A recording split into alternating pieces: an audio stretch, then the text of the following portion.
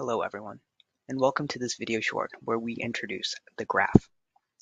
A graph is a data structure which is a generalization of a tree. Previously, we discussed trees and identified some applications. We also identified that a tree is simply a collection of nodes and edges with two added constraints, that there are no cycles or loops, right, connecting nodes, and that the tree is fully connected itself. That is, there are no nodes, right, that are disjoint from other nodes. They are all connected. The graph does not have these added constraints, thus making it more general and more flexible data structure. We can use graphs in data science to model all sorts of data and problem scenarios. One great example here is modeling a network of blogs. Right? In fact, we can use graphs to model all sorts of networks. And we could use it to model computer networks, social networks, road networks. And within this model, we can then analyze flow data. And what we refer to as flow on a network is going to depend on the type of data that we're modeling or the type of network that we have. Right? So for example, if we're dealing with a road network, the flow might be traffic or traffic patterns if we wanted to analyze traffic data. Right? If we're talking about a social network, the flow might be communication or messaging amounts or the messages themselves. And so analyzing the flow within that context would be analyzing communication in a social network. Right? And so on and so forth. There are all sorts of different types of data that can be modeled on a network and all sorts of different graph-based algorithms that we can use to analyze that data.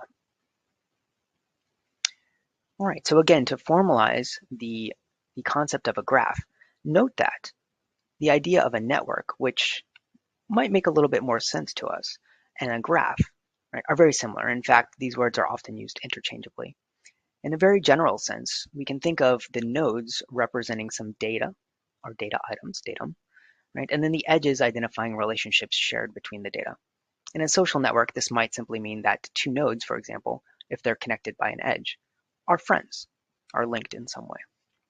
Right? In a road network, the edges might represent roads and the nodes might represent locations on a map, for example.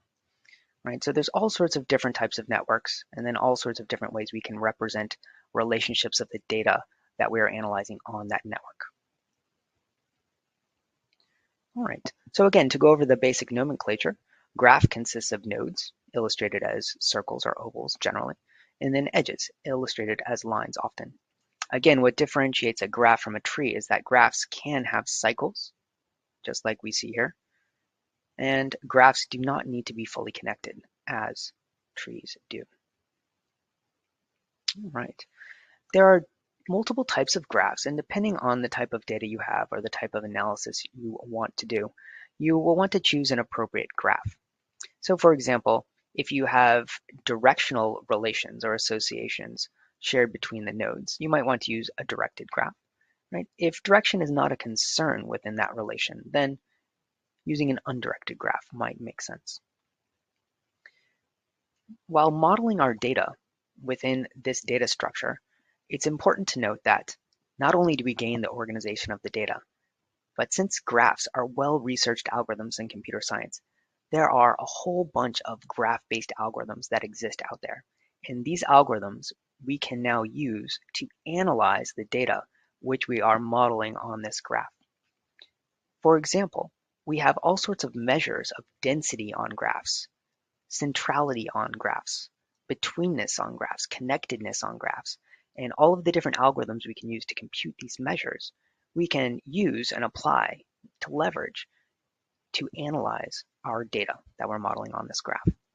So for example, if you wanted to identify a leader in a social network, you could compute the measure of centrality, as it gives you some idea of centralness to a cluster or a high density area in the graph.